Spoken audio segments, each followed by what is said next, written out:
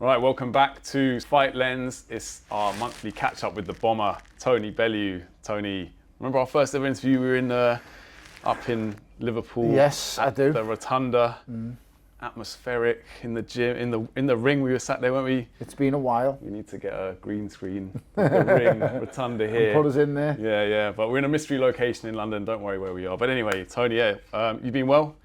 Yeah, I'm cracking on. Yeah. I'm always busy, inundated with stuff, and but I always make time for Fight Lens and you guys. We appreciate it. I enjoy talking to you. Every month, we appreciate it. Let's talk Ben Whittaker, because obviously the big news this week, he's obviously signed for Matchroom. Yeah. His first fight's been announced with Benjamin Gavazzi. Interesting matchup. Obviously, they just want to get the momentum back now, don't they? I think I saw someone say that Eddie Hearn's promoted him more in a week than Ben Shalom did in his 4 years. So speaks volumes, really. I think that's a bit harsh, but listen, Ben is a brilliant self-promoter of himself, first and foremost. I mean, you've got to understand that a promoter can only do so much. The fighter has to want to sell himself. And with someone like Ben Whittaker, you've got that. This kid's a phenomenon on social media. You see the clips he puts together, the moves and the taunts he does in the ring. He lives life close to the edge. Well, he lives life in a boxing ring, shall I say, close to the edge. I don't really know him outside of the ring, but I think he's a fantastic, precocious talent. I think the world is at his feet, but I think the most important thing at this stage in his career now, which sounds crazy after what I've just said, is to keep his feet firmly grounded.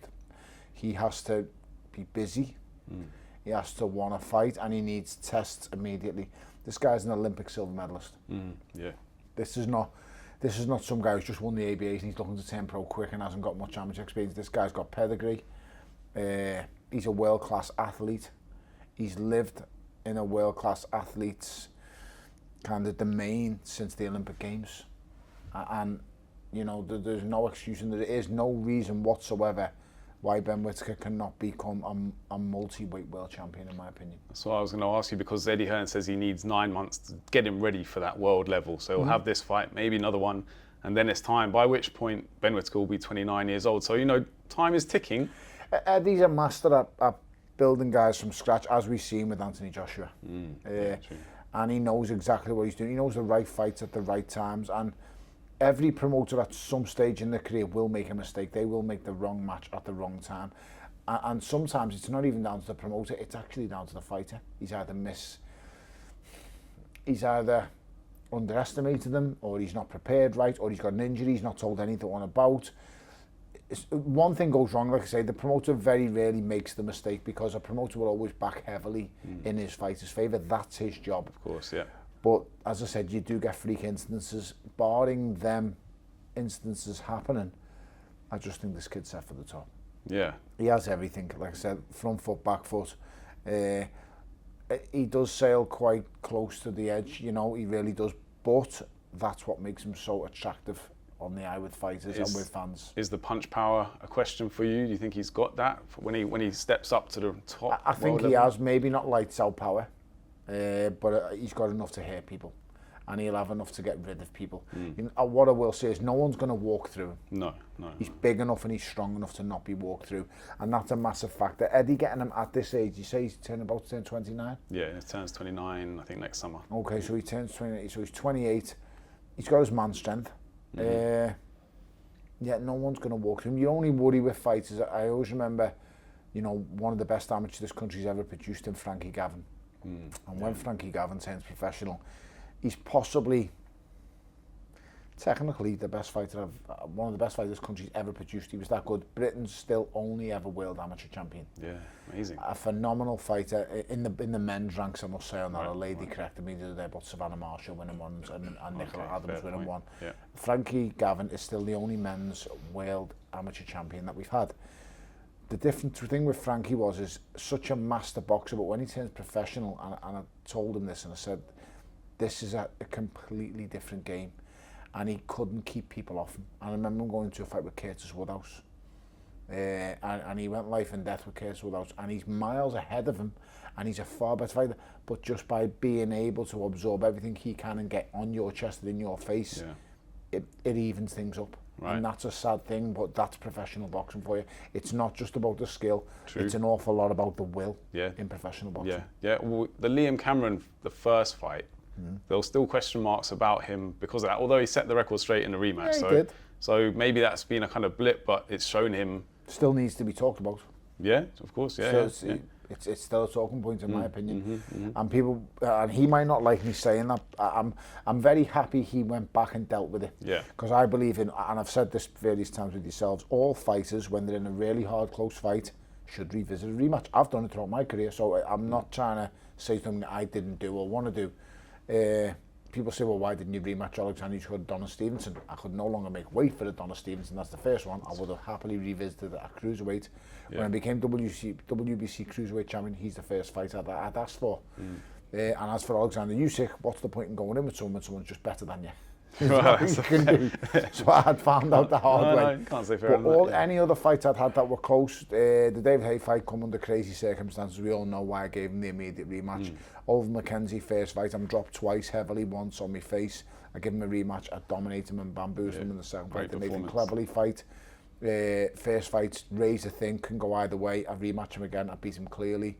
After him, there's the Isaac Chilemba rematch. I rematch him, I beat him quite clearly again. So I just think any fighter in a really close fight, revisit it. Yeah. Revisit it and find out who is the better man. Yeah, And to be fair to Ben Whittaker, he did do that. He did, yeah. The first fight will still leave questions over it because it didn't seem to be going his way. And I don't want to say he quit, because he didn't. You know, by all accounts, his corner took control that night and they pulled him out more rather than he said the no. leg injury, and it was all a bit weird, wasn't it? It was all a bit we'll weird. never really know, I suppose. We won't ever know, but one thing we all do know is he took the rematch. Yeah, 100%. And he bamboozled him and blitzed him in that rematch. So he set the record straight. So no one can say Ben Whittaker is afraid of a challenge. No one can say he bottled it. No one can say anything, because guess what? He revisited it. True, true. Will he feel any pressure to do some showboating? Because he'll be such a big favourite, you'd imagine, for this next fight. So the crowd, will he want to entertain him, or is he strictly going to be business now? I don't think it's going to be so much of will he want to entertain. So you just want to go in there and look, go get the job done. That's If a little bit of shenanigans and a little bit of dancing comes out mid-flow, or dodging with your chin in the If air. you're feeling good, I suppose, yeah, why not? Of course, Why not? fair play. If you're good enough, then pull it off, do what you want to do. I mean, it wasn't to my taste. I wanted to get rid of you as fast as I could. But it's each to their own. I mean, that's what made, in my opinion, Nassim Hamed, you know, the fighter he was. It was the showman tactics and the things that he'd done. And some fighters can get away with it. You know, remember Johnny Tapia? Amazing, you know, doing crazy things in a boxing ring. There's so many fighters over the years that we've seen.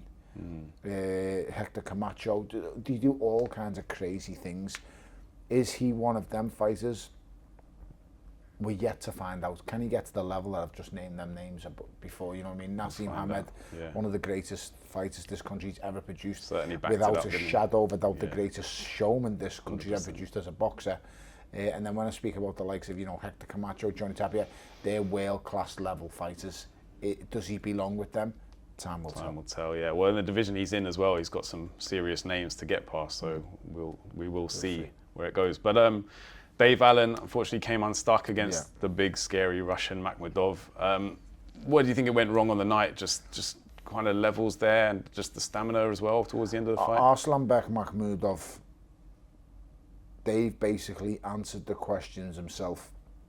Dave's response was after the fight, because I'm standing there and I'm analysing the fight and everything, and my you were case, ringside, weren't you? Yeah, I'm ringside. My case before the fight was, I think Dave will absorb what Makhmudov has to offer for the first 4 or 5 rounds, then he should start turning the screw.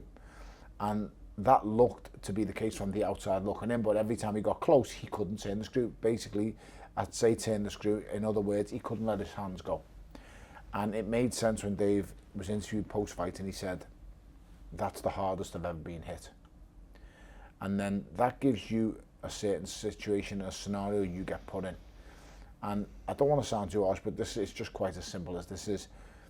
I've fought people like that. And I refer back to myself, because I've been in there where he is. I've been hit, and I remember getting hit off Ilunga Macabre at Goodison Park.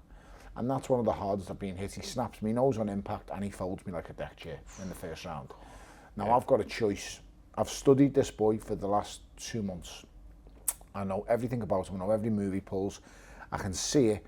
And when I studied him, I knew I've got to get rid of him in the first 6 rounds because he only gets stronger as the fight goes on. He's not the biggest cruiserweight. I'm quite a big lump of cruiserweight. And I'm going to tire when he gets stronger. So I have to get rid of him in the first 6 rounds. I've got a time limit. Yeah. Now, I've just had my nose broke and I've been dropped on the floor heavily. I come out for round 2. Now, I'd be lying. I don't remember anything from round 2. I thought round 3 was round 2, but it weren't. So round 2's gone because of concussion in my mind. Mental. Round 3 comes, my wits are fully about me, my legs are fully back, and I've got a decision now. I can either move round, box round, dance, hope for an opportunity, and I can catch him and knock him out. Or the other choice was, which I chose, was you're going or I'm going. Right, bite down on the gum shield and now I've got to set a trap and I've got to follow through and I've got to go for the killing. Yeah. It's easy for me to, well, it's not easy for me to say because I've done it, but that's what Dave needed to do. And when Dave's response was in the interview, I couldn't let all these people down in this arena by getting knocked out. And I just thought, but Dave, you could also give these people some of the best nights and your best night of your career if you go for the knockout, because believe it or not, after 6 rounds, Makhmudov was tiring and he was there for taking, but as Dave said, Dave's the one taking the shots, Dave felt them. That's true. But you've then got to go, am I willing to get knocked out here to win, or am I just happy to go to 12 rounds? And he, at the end of it, he was happy to do 12. I know he said he wasn't good enough. Dave Allen is good enough. I just don't believe Dave Allen believes in himself as much as he should. He doubted himself just at the end there, maybe. Yeah. I just think, like I say, you get put in a situation and it's you or me. Yeah. And listen, not every fighter can do it. Not everyone's up to it. I get it. No. The fact that he stayed in there for 12 shows he's brave enough. Of course, yeah. I think there's fine margins between lunatics, maniacs, world champions and normal fighters. I think it's a very, very fine line. Unfortunately for me, I come under that line of I'm a little bit, I've lost the plot a bit. And I've got a few screws loose. and so have loads of other people, I just admit it. But, and I'm not proud of that in any way, shape or form, because I've got 4 kids. But when I went in that boxing ring, it's going 2 ways. Either you're putting me out or I'm putting you out. If we go 12, fair play. But I am trying to take your head off for every single second, and you better be willing to take mine off too. And I just think some fighters aren't accustomed to that way of life. Unfortunately for me, I was. Yeah. You think Dave Allen will change at the back? He kind of has changed his persona and the seriousness that he takes boxing. I think he was a far better prepared, because he was in a lot better shape. I know he doesn't look, aesthetically on the eye, he doesn't look great, does he? He said he had a good camp and he was locked in. He was in better shape. He went 12 rounds. He calls himself the Doncaster De La Hoya. Yeah, love that. And listen, he's a lovely fella. I like Dave Allen, so I don't want to diminish him too much. I think he can win a British title without a shadow of a doubt. I think he's a far different fighter and a better fighter now than what he was when he was in the ring with Fraser Clark. And I think under Jamie Moore and Nigel Travis, I think he has a chance, and I think he really can win a British title outright. I think Fraser Clark is fighting for the British title, isn't he? Well, Fraser's fighting TKV, but I think that's his name. I think he's injured now, so they're getting someone in to replace him. Yeah, I saw earlier today. We'll have to check the updates. Okay, well, a rematch with Dave Allen and Fraser, I think would be an ideal fight. Fraser's a really good fighter with an awful lot of pedigree. So with Dave not being the biggest puncher, it's a hard one. He's always going to be an hard fight. I just think the question needs to be asked to Dave, how much do you want it, Dave? Because you're in a division where you're going to get hurt if you don't want it. Well, this is it, yeah. And he'll be a kind of gatekeeper at that level. But I think Moses Itauma I think, who was it? One of the federations made him mandatory for Kubrat Pulev.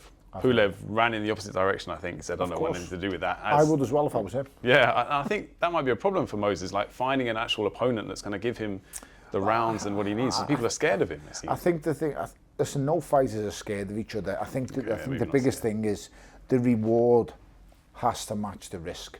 Fair point. And when you're looking at it, I think the ideal name is going to be a big name. Well, not necessarily a big name, but it's someone who knows how to handle himself, got a good defence, shuts up shop quite well. Jermaine Franklin fits the bill in every kind of way. If he wants to take a risk, which I believe it's not a risk, but if they want to take someone for credit and name, I just can't see past Andy Ruiz. I think it's the perfect fight for Moses. I think Moses bamboozles him. I think he beats him on points. I don't think he stops Andy Ruiz. Andy Ruiz got a rock solid chin. He's solid. But I think they're the kind of names you want. And Yuri is interesting. Yeah, someone I know bumped into him, I think, in Portugal. Said he's, raring to get back in the ring, but whether he's kind of ready to go. I just don't know whether they're going to. I think they'll look at maybe the AJ fight. Everyone's going to look at the AJ fight when it comes to any reason. Think he can spring a surprise. AJ's shown once again in the rematch. AJ's as brave as anything. When I talk about braveness in fighters, this boy always wants to revisit rematches. This guy always wants to fight the best. Signs to fight the best every single time. So, 100%. He's the standard to which he demands from heavyweights, of being brave and wanting to know and facing the best all the time, going into rematches. For someone like Moses now, it'll be his management team, and to be fair to him, he's got a good management team. Frank Warren knows how to build fighters. It's one thing he does know. Methodically. Listen, he's done it. No shortcuts, no jumping. No, listen, he's done it for decades. You say no shortcuts. I mean, listen, a lot of his fighters, most of his fighters get to the top. Very few stay there, because what he does is he builds them in a way that he builds them quite cleverly, really. You've got to look at when I say very few stay there, there's been so many fighters to the likes of your Gary Lockett's over the years, and you get thrown in with Kelly Pavlik. And you just go, okay, he was European level, he was a good fighter, but he was never world class, so he's never staying there. Right. The only one I think of who stayed there, well, there's two. There's Joe Calzaghe, but obviously eventually he left Frank, as they always do. And then there is Enzo Macronelli. Enzo stood the test of time and stayed with Frank from start to finish, but Enzo dropped up and down through the levels again. He went to being a world champion, then dropping down to light heavyweight, going right back down through the levels, then coming up. So he's done it with a few, but that's the same with Dubois now, obviously world level now, lost twice. That's the big thing for Daniel Dubois. It's a big question for me is how much does Daniel Dubois want it? He's financially secure. He's earned an absolute fortune. Good on him. He deserves every penny he's earned. He's done fantastic. That's true. But moving on for him, it's like there's one for Moses Itauma. But I know Frank doesn't like to match his fighters. So listen, they're going to have to face each other eventually. Yeah. So and I guarantee you, if it could be for the world title, Frank will make the fight tomorrow. Yeah. Because he comes with the champion, he leaves with the champion. That's right. Good point. Yeah. Thinking outside the box there. Someone we don't often mention on the channel, Anthony Yarde. He's fighting David Benavidez. Good fighter. Yeah, good fighter, but a tough fight for Anthony Yarde. It's a very, very hard fight. He couldn't have picked a tougher fight in the light heavyweight division outside of Bivol and Beterbiev. And obviously, as we know, he's been in with Beterbiev already. Yeah. It's a tough one. Benavidez is a monster. Absolute savage, huge in size and stature. A work rate that's absolutely phenomenal. This will be I think this will be the quickest fighter with actual direct hand speed that Anthony Yarde's ever faced. Yeah, boys, yeah. Because, right. Artur Beterbiev is a different kettle of fish to him, to Benavidez. And I say that because even though he's very, very good, Beterbiev is a monster. He's someone who looks and hunts you from the get-go. With someone like Benavidez, he breaks you down. His combination punching's frightening. His speed is frightening. Added to his huge size and stature, it's an awful lot for him to take on. So, listen, it'd be amazing if Anthony Yarde could get over the line, but I think that's a big, big ask. Yeah. There's some other good fights on that card as well. Sam Noakes, he's on that card. Devin Haney against Brian Norman Jr. Bam Rodriguez is on it as well. So, one to look forward to. Yeah, Bam's an unbelievable talent. Bam should be spoke about a lot more than the pound for pound list. Speaking of, pound for pound, Jaron Ennis Boots. Eddie Hearn's talking him up, saying he's future pound for pound. Is that Eddie blowing a bit of smoke, or do you believe there is the potential there for Boots to be top tier? Eddie blows more smoke than Fireman Sam, but he's not wrong on this one. No, fair play. I would, when it comes to Jaron Boots Ennis, phenomenal. I've said this for quite a while. Unbelievably good. Just needs the caliber of opponent stepped up. We've seen against Lima, 1 round blowout and destruction, but every top fighter needs a dance partner. He needs one, and he needs one ASAP. Yeah, so that's the problem. Step up the caliber. I can't understand why the Ortiz fight hasn't been made. I know Eddie wants to make it, and I don't know what the hold up is. I think he beats Virgil Ortiz, but Ortiz once again is another brilliant fighter. But that fight is a match made in heaven, in my opinion. Yeah, he's a tough one to pin down, I think, isn't he, Ortiz? I don't know what it is. Maybe it must be the I don't blame Ortiz for that one. I'm sure. I think it's down to Boots, to be fair, but we'll soon find out. Yeah, we will find out. Turki Al Sheikh said no more pay-per-views, didn't he, at one point? I think he's doing the subscription model, but Conor Benn against Chris Eubank Jr. is going to be pay-per-view, as is... no more pay-per-views, here's a pay-per-view. Well, that's it, but I think they're doing like a premium subscription, so if you subscribe to that, but there's a few people that are a bit wound up on Twitter. I just think when you come out and make big statements like no more pay-per-view, you can't then, your next big event is a pay-per-view. You know, you've got to makes you look a bit... wait until the event's over, then tell them there's no more pay-per-view and go, this is the subscription. But I think people just jump the gun at times and get a little bit excited. Listen, pay-per-view is always going to exist, purely because fights sometimes are just too big to make and you need the extra funding. It's that simple. Yeah. And the fighters, you know, I listened to a debate on TalkSport yesterday, and they were going on about footballers shouldn't earn this much, shouldn't earn that much. Well, it's all relative. What they generate, they earn. And they pay tax on as well, don't forget. Of course they pay tax on, but it's like, I was listening to the arguments and people talking, they were like, you know, yeah, you can earn 300 grand a week. Well, that's because, guess what? He goes on a pitch and they generate that. And if your business and your model can generate, it's like, no one talks about, you know, Keanu Reeves signing up for 3 Matrix movies and getting 300 million. But everyone wants to talk about, you know, Erling Haaland getting 500 grand a week. You know, I just don't get it. You know, where does it stop? Where does it start? I don't know. But going back to pay-per-views as well, actually they haven't increased in cost that much, really. You go back 20 years. Compare our pay-per-views to the American pay-per-views. Yeah, more it's expensive. An absolute joke. I mean, $70. I think it used to be like $80 a pound to get the big fight. Mayweather fights were definitely $70, $80 or $60, whatever they were. But ours were buttons compared to when I've had American friends come over here. I've got family in America. When they come over here, they were like $19.99 for a fight. Wow, let's get it twice. It's a bargain, one for the bedroom, one for the living room. I'm telling you, but it's listen, Turki Al Sheikh has been a game changer for boxing. You know, he's been absolutely fantastic. No one can say a bad word.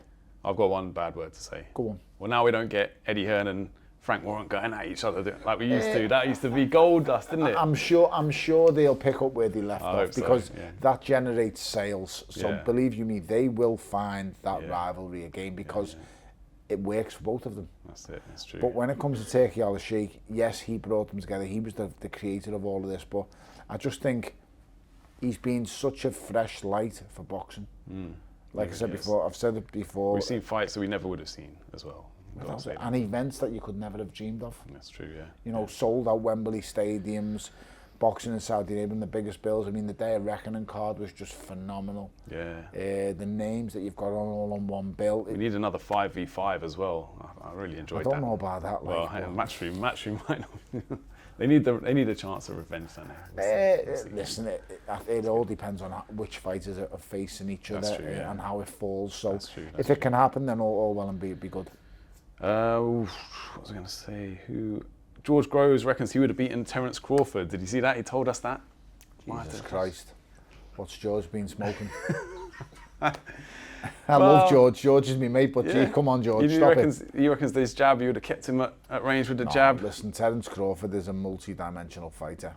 George was a really good fighter, by the way. Great fighter. Huge puncher, strong boy, good strong jab, good movement, leaky defence, but could punch. Not a chance he beat Terence Crawford. I don't know what world or what. I think he was thinking he would, because he was bigger, wasn't he? I suppose. But no, just not at all. Not having it. No. Fair enough. I noticed they had an artificial intelligence judge for Crawford versus Canelo, and the AI judge scored it 114-114. Of course he did. Yeah. Of course he did. Sitting on the fence a bit there. Yeah, obviously, no one else saw it that way. The AI judge was actually part of the promotion, right. And the dream result being part of that promotion would have been a draw, because guess what, we get to see it again. Yeah, that's a good point. The real life judges scored it correctly. Correct. He won. Yeah, well, the AI judge was there for Tyson Fury against Usyk, I think the second one, Yeah. And Fury was fuming because he scored it 118, 112, I think, didn't he? So To Usyk. to Usyk, yeah. That was a bit wide, but you know, yeah. I thought he won as well. Speaking of the Furies, Hughie Fury, someone we haven't spoken about much. He's adamant that he can still make it and become a world heavyweight champion. Do you think he's a bit of a late bloomer, like a Frank Bruno or someone? Has he still got a chance in your eyes? Give him an opportunity. Hughie's a handful. He's an impossible fight to look good against. So that means no one's going to want to fight him first and foremost. That's true. And secondly, I don't know. It just depends on how the belts get fragmented. Because they are going to get fragmented. It's going to happen again. The belts are going to break up. Alexander Usyk's going to walk away into the sunset, and he's going to go, I've had enough. When he does, you will find them all scavenged towards the belts. That's how it's going to break. And then you will find lesser champions, and then somebody else will come along, hence a Moses Itauma, and he will clean up again. And then you will have a reigning undisputed unified champion again, but he will have to go through his fair share of shit, and it will be shite, some of it. Yeah, well, all the mandatories and all that, Not just the mandatories, it's just, like I've said, these belts will get fragmented and they will get broken up. I see, and he's going to have to get through some of the shite that picks it up. And like I said before, there will be some shite that picks it up. Sure. I mean, when all them belts get fragmented, I could probably come back myself and win one. Because there is enough shite in the heavyweight division to be around. There is someone needs to be the street sweeper, come and sweep it all up. You just need to go and get lucky and take one, and then get the big payday, and they will all see that. You'd have to be blind not to see. You get yourself a version of the heavyweight title, you're going to make a right few quid. 100%. And as you can see, you've got fellas knocking around already claiming to be heavyweight champions with a WBA regular title. Absolutely regular pathetic. title. I mean, I was going to go and pick a belt up from Next before, and that was worth more than the WBA regular. I think isn't Ben Whittaker fighting for a similar kind of belt in his next? It might be an international belt, but it won't be a regular. Silver light heavyweight. The WBC silver title does have relevance because that puts him in the top 15. Okay, so it's a ranking. So it's a ranking belt, and I get that. And then you fight, you defend the WBC silver belt, because I had the WBC silver. I always chased the WBC belt. The green and gold belts was the dream belt for me. The greatest fighter from my area, in my opinion, was John Conte, and he held that green and gold belt. Muhammad Ali, Floyd Mayweather, Sugar Ray Leonard, all them names were Mike Tyson. That lineage. They all held that belt, and I chased that belt. So when the WBC put the belts out, they have a ranking system. So the international bauble will get you in the top 20.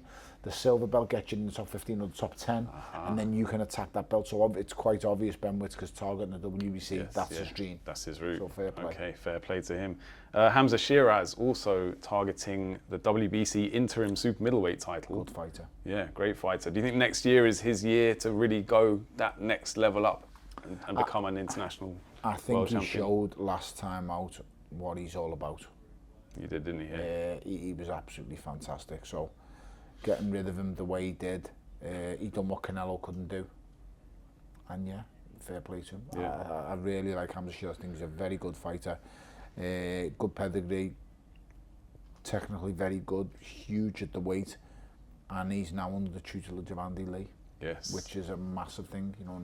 It showed in the Bellew fight. It showed exactly what he's about, what he can do. His strengths, his weaknesses, and Andy Lee will accept that. But ultimately, right now, Hamza Shiraz is going from strength to strength. Yeah, he's going places for sure. Who's your biggest ever boxing underachiever? Because Frank Warren named Tony Collins. I don't know if the name Tony Collins rings a bell. Yeah, I do know. Yeah, won 7 national titles, never lost a fight during a glittering junior amateur career, but then just went off the rails in his pro career. Listen, there's loads. I've lost count. Yeah. John Lyon won 7 ABA titles from Wigan. So there's countless ones. Yeah, it's hard the to biggest name a few. underachiever and talent I have ever witnessed and seen. Frank Gavin's one of them, Jess, but the one with the first name that comes to mind when you've just mentioned that phrase is Joseph Selkirk. I have never seen anyone as talented as him, ever, in my whole entire life. I've been in training camps with Amir Khan, I've been in sparring training with David Hay, I've fought them, I've been around them, I've been around Cubans, Russians, Ukrainians, I've been in camp with all of them. And I have never seen anyone as gifted as Joseph Selkirk. But life outside the ring is very difficult. Yes, and problem, hard yeah, to navigate. balancing it. Yeah. When you find out that what's in between your legs isn't just for pissing out of, You come out with some cold today, Tony. it changes some crazy things, Yeah, mate. no, And it's that's true, yeah. he grew up and I'm quite close to him even still now. I love Joseph, and he met Gennady Golovkin the other week, and we were at the World Championships of the amateurs, and he went, Ant, can you ask him, because he calls me Anthony, that I'm Anthony to Joseph because I've known Joseph since he was a baby and he's known me, and he goes, Ant, can you ask him if he'll have a photo with me? I said, of course. And he goes, Champ, how are you? Gennady Golovkin says to me, Champ, how's it going? I said, I'm okay, Champ. I said, can you do me a favour? Can you have a picture with this guy? And he said, of course. He said, I said to Gennady, this is the most talented fighter I've ever seen and been around in my whole life. And he said, he must be very good then. I said he was exceptional. Yeah. And he had a picture, I've got the picture on my phone. Nice. But yeah, Joseph Selkirk for me, okay. I've never seen a talent like that. Well. ABA champ, former ABA champion, he's done everything in boxing besides turn professional and clean up the division, which he done. The boy could even come back now. I can't explain to you how good he was. How old would he be now? Joseph now is probably about 4 or 5 years younger than me, so he's closing in on 40. He's getting there. Yeah, still though. Could but have listen, I'm telling you now, if I train, no, I'm not even putting that out there. Wait. No. You just had an exclusive. No, I could never train him. No way. I couldn't put up with him. I love him, and he's like my little brother, but I couldn't put up with him. He's nuts. Okay, fair enough. If I'm telling you right now, if he went to a training camp for 12 weeks and got himself that he probably makes super middleweight now, he'd clean anyone out. He's got I can't put it with. I used to see this lad, some of the antics I could tell you, I'm not going to say it on camera, but this lad could come in, not be in the gym for 6 weeks, come in and just take apart like really high level fighters. Incredible. And do it with an ease. I remember him sparring Ricky Hatton in Manchester.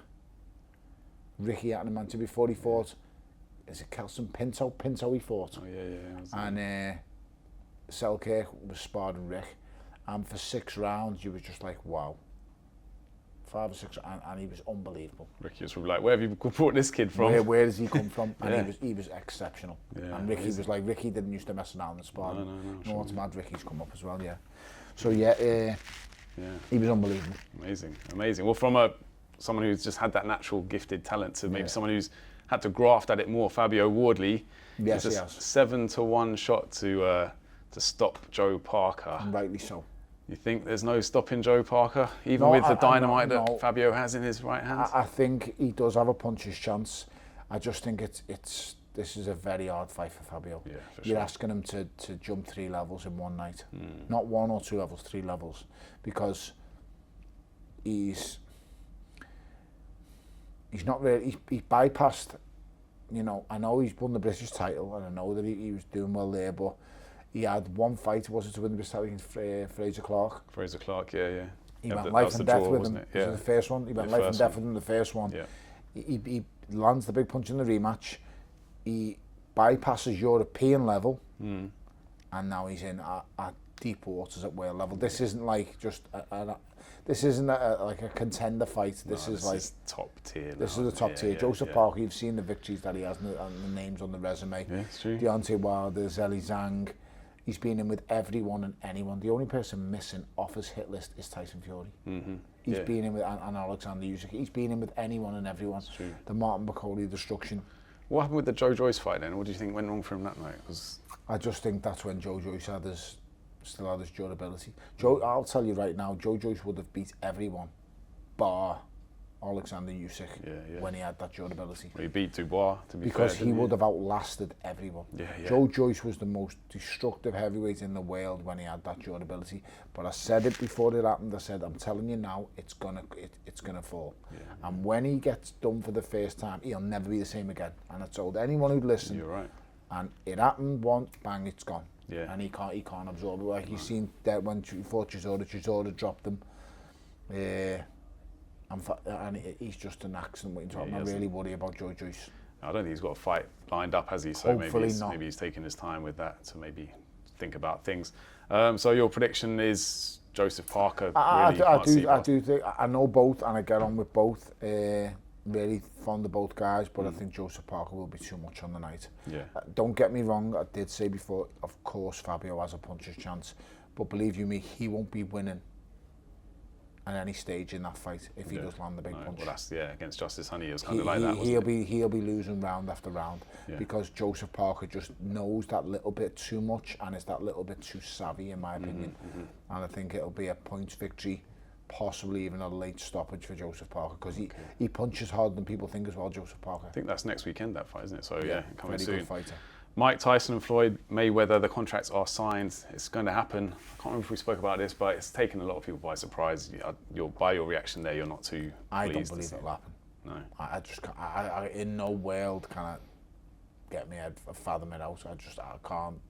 This is Jake Paul's fault somehow, isn't it? It's not. I mean, he's probably. He started this kind of trend. He's probably a promoter, no matter what. I don't know in what world or what universe this can look normal, because I'm thinking about them two of them in the ring together, and I'm just like what's going on here? At what point is someone going to go, is this like nuts? Is this dangerous? I mean, is this? He's a granddad. He's been retired. I mean, I don't know. It's nuts. Yeah, weird one. If you had to pick a face of British boxing right now, put them on the front of Ring magazine, say who's the current face? Because we've had faces. I mean, they will have future faces. Still Anthony Joshua. Still AJ for you, yeah. Without a shadow of a doubt. Who's a bigger face? Who's a more popular name in Great Britain? No, fair point. I just don't even think anyone comes close. Well, it's Fury or Joshua, but I just think AJ's faces are not Olympic gold medalist, crossover star. Yeah, still massive. Huge draw, huge name. The face of so many. I mean, I fucking go out my house and I see his face everywhere. So, face of Hugo Boss, face of Lucas Aid, face of Under Armour. There's just so many different things. I'm fair play to him. He's not what he does. I just want to see him back in the ring. Well, I was going to say, what about AJ and Makhmudov? Is that a good match-up for you? You'll knock Makhmudov clean out. You can't miss him. No, he's a big guy. And he actually makes himself smaller the way he stands. His width of his legs are so wide. Like, this guy's huge, yet every second he was fighting Dave Allen, he was the same height as him. Right, no one pays attention and looks at the small details. I saw someone did have a go at you on Twitter for saying he's a world-class operator, Makhmudov. No, he's not. I don't think I said he's a world-class operator. Maybe they said. These fellas are absolutely fantastic on Twitter. Yeah. He is not a world-class operator. I need to start checking Twitter myself. I think... Good performance, but you think AJ cleans him out easy? I think AJ knocks him absolutely spark out, and I think he's a good fighter, but I think he's one-dimensional. I think he's so easy to hit. And I think Ajit Caballel showed us exactly what you need to do. Punished him, now, Ajit Caballel is a world-class fighter. Yeah, you've got to say. He's not a world champion, but he's a world-class fighter. The way he takes people apart, he is exceptionally good. And I watched him against Derek Chisora in Monaco when I was there working, unfortunately. And he was just a level above that night. So I don't think for 1 second Makhmudov's world class. I just think he's a fringe European level fighter. Semi-gatekeeper European. Yeah, well, that's exactly what he's, a gatekeeper. Yeah. If you beat Makhmudov, you're on your way. I think that's a good comeback fight for AJ then, really, isn't it? Makhmudov and then maybe Caballel. It's dangerous because without whatever you want to say about him, he can punch. Yeah. You know, he can punch. He might be a world class puncher, but when it comes to an actual complete fighter, no. He hasn't got much in the way of charisma, I suppose, Makhmudov. It wouldn't be the easiest press conference, would he? He hasn't got much English. Crazy, dangerous Dagestani. He's a strong boy, mate. He's a strong boy. Yeah, he's game, he's brave. But I just think AJ's got far too much. The speed alone of AJ, as long as Josh just gets in, lets his hands... Anthony Joshua, when he lets his hands go and just doesn't want to overthink things, is the most destructive heavyweight in the world. But he's just got to let his hands go. Yeah, no, it's true. That's what he's got to do. Have you watched any of Celebrity Traitors? Have you been watching that? I haven't, but everybody has asked me about it. Yeah, and I haven't seen it. Tony, you should do Celebrity. I'm not a fucking traitor, and I'm all right, thanks. I don't know what it is. There's 3 traitors. All the others are faithfuls. So you got Jonathan Ross and some other people who. Charlotte Church. Do you know who the traitor is watching? No. Yeah, if you're watching, you do, but if you're playing the game, you don't have a clue. Oh, okay. So they're so you're watching a show, and how many is in the show in total? 15, 18. 15 and 3. 3 are the traitors, yeah, and then they have to nominate who they think the traitors are, but then obviously the traitors are playing their own kind of mind games. So it's all. I think you'd be good on it. I think you'd be good on it. I bet you do, yeah. So just also basically just over 20% of them are traitors. No, yeah, well, yeah, but then they can recruit others traitors into the kind of traitor. I haven't watched that much of it, but it is quite compelling. I've heard loads, and people stop me when I'm out on the street, which isn't very often, and just say, "Have you seen that traitor?" I'm like, "Nope, not at all." "You'd be great on that. You should have a go." I'm like, "Nope, I'm all right, thanks." All right, let's quickly jump to Everton for a bit. We might come back to boxing, but let's go to Everton now. So Jordan Pickford's new contract has been announced, which is obviously brilliant news for Everton and the club in general. But Lee Dixon had a little dig during the England game, saying that he's surprised that Jordan Pickford hasn't tried to play for a bigger club than Everton now. Let's have a response to Lee Dixon. Well, first and foremost, I mean, Lee Dixon's an established, brilliant footballer. Was a fantastic... Was Lee Dixon a right back in his time? Nigel Winsburn was the left back. That's I think correct, it was yes. right. Bold and Adams in the middle. Yeah. Part of that... what was the Unbeatables? Was he part of that squad? No, they weren't. They were the ones before. They were 97, 98. Okay, George Graham with the hand in the air, offside trap. Okay, yeah. But then it transitioned. Well, listen, he's entitled to his opinion. Saying Everton on a big club is ludicrous with the fourth biggest club in the country. Yeah. There's only Manchester United, Liverpool, and Arsenal have won more league titles than Everton. Facts. Never been pushed out of the top division. Brand new stadium to build. We're now building, and I think Jordan Pickford knows just how important and how vital he is to Everton Football Club. He feels at home there. That's it. Diamond of a lad. England's #1, more clean sheets than all the others before. Well, not more clean sheets than all the others, but longest amount of clean sheets in one goal. Only Peter Shilton has got more caps than him now, isn't it? 8 hours of football. Yeah, that's it. Setting records. The other day. Yeah. He's setting records all over the place. So I just think for Lee Dixon, mind your business and leave Everton alone. Everton are a big enough club. And pick on someone your own size, Lee. You'll struggle finding someone, but pick on someone your own size. Fair point. And following on from that, do you think Jordan gets the credit he deserves nationally? No. Underrated, isn't he? Yeah. No, he does not get the credit he deserves. People are all well and good having a go at Jordan Pickford, and they just don't give him the recognition he deserves. The amount of clean sheets he's had, without a shadow of a doubt, Everton Football Club would have been relegated in 2 seasons had he not been the goalkeeper. He's being the backbone for that defence, isn't he? He is massive, he's massive to us. He's a bit nuts, I agree, and I know the lad personally, he's a diamond, he's a good lad, but we'd been relegated. If it wasn't Jordan Pickford, Everton would be down. He does get in a bit of bother when he goes back to Sunderland sometimes, doesn't he? Maybe just you know what, mate, stay in Liverpool, Jordan. He's so proud of where he's from. Of course. And he's a megastar, he's probably one of the greatest footballers to ever come out of Sunderland, if not the best. By the time he's finished, trust me, he probably will be the best. Yeah. But we've just got to try and get a couple of trophies to his name now. That's it. Well, okay, final question about Everton. With just one Premier League goal between them so far this season, Beto and Tieno Barry, what would you do to try and get Everton strikers scoring a bit more freely? I just think we need a couple of goals to go in for them, to be honest. And once a couple go in, a handful will follow. We've seen last season, towards the end of last season, Beto was given his chance, and once one goes in, he went on a run, scored against the likes of Liverpool, his quality. It's not for the want of trying. He works so hard, and so does Tieno Barry. They are pushing it. It's not like these guys are standing up top of the pitch and not moving. Not asking for the ball, not wanting the ball. That's true, yeah. These guys are running here, there, and everywhere. They're trying the best. They're working their socks off. They are trying. It's just going to need that little moment to stay composed in front of goal and finish your chances. And it will click eventually. I believe it will. Would you be tempted to bring Jack Grealish off the left and play him behind them in a 10 or? Possibly. Yeah. Jack can create from wherever he is on the pitch. Right, left, centre. Yeah. His confidence it's just is growing, down isn't to, it? oh mate, he's a fantastic, phenomenal footballer.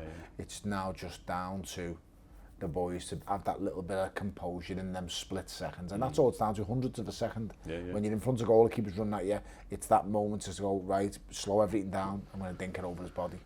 Where they're smashing it at you at the minute, and just putting your foot through the ball. Beto had that one-on-one, didn't he? And he kind of hit it straight at the keeper. They're the small details, but at the same time, he gets that header that goes straight to the keeper.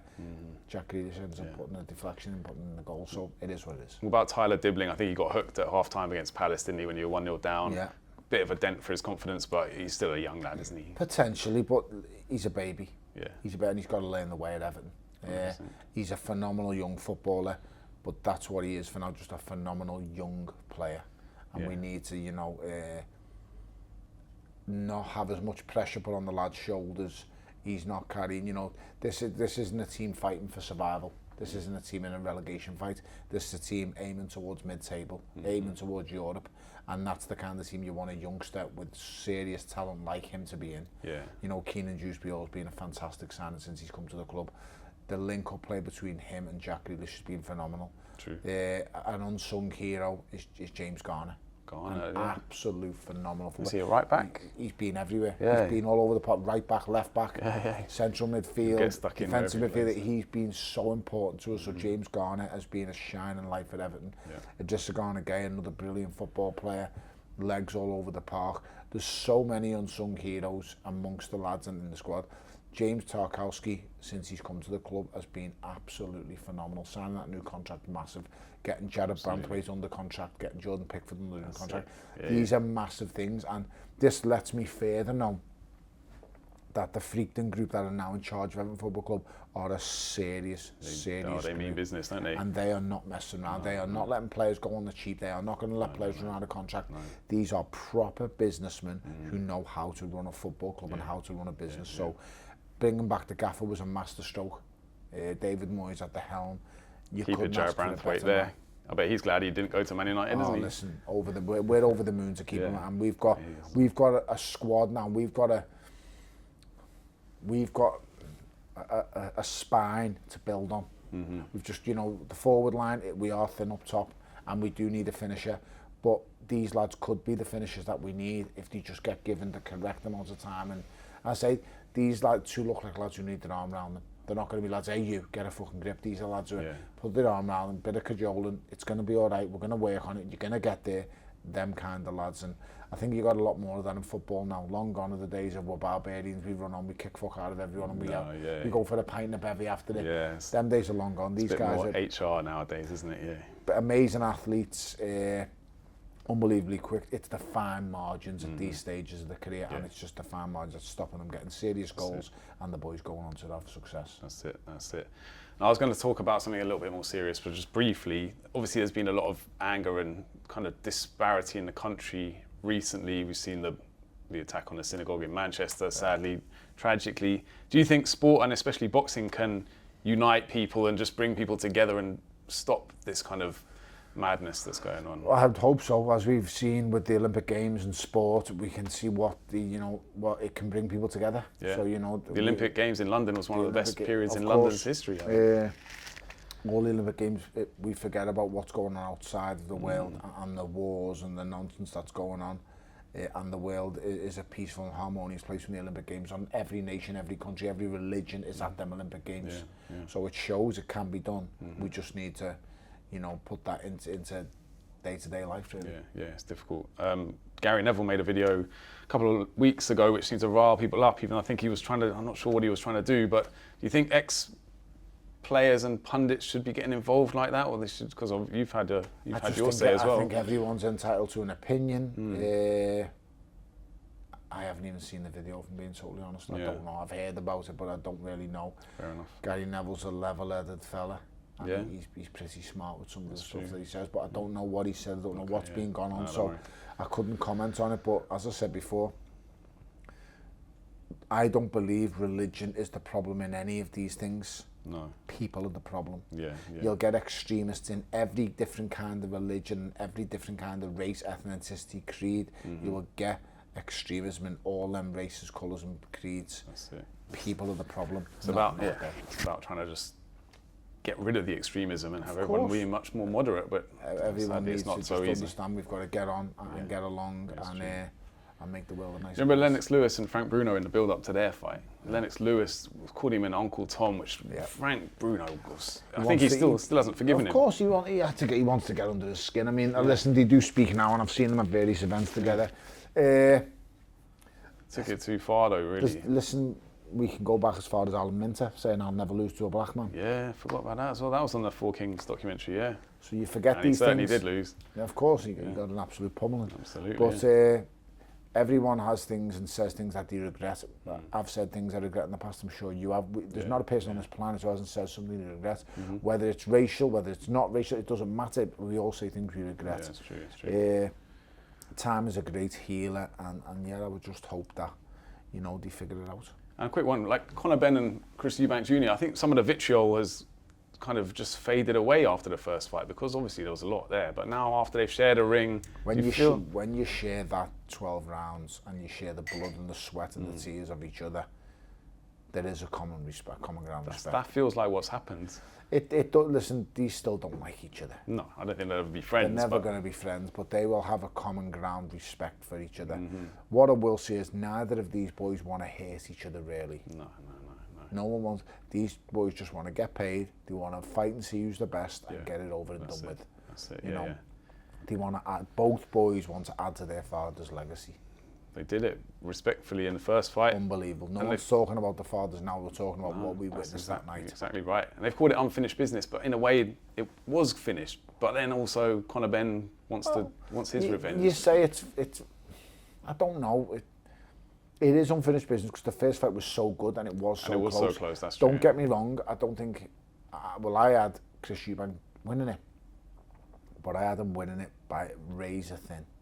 And when you take into consideration this kid's jumped up 2 weight divisions and he's fighting you at your natural weight division, I'm sick of people going on about Chris Eubank being trained for weight. This is his weight division. He's the IBO world champion. I think the belt's a joke, but that's what he is. Just say it as you see it. Right. And so you think it was all kind of him in the sweatsuit and all that stuff? It's just nonsense. That's his fault. Yeah. He's in that wetsuit. That's your fault. Yeah, Stop gaining too much weight. Fair point. You know what I mean? Don't put the weight on. Don't show us a sweatsuit if that's what you do. He's been doing that his whole career. This is nothing new. There still seems to be a question mark over whether the fight is actually going to happen, but surely at this point, oh, believe you, tickets are sold. Believe you me, it's happening. It's happening. It's on. November the 15th. Yeah. They are getting back in the ring. You'll be there. Yes. We'll be there, hopefully. So, yeah, stay tuned.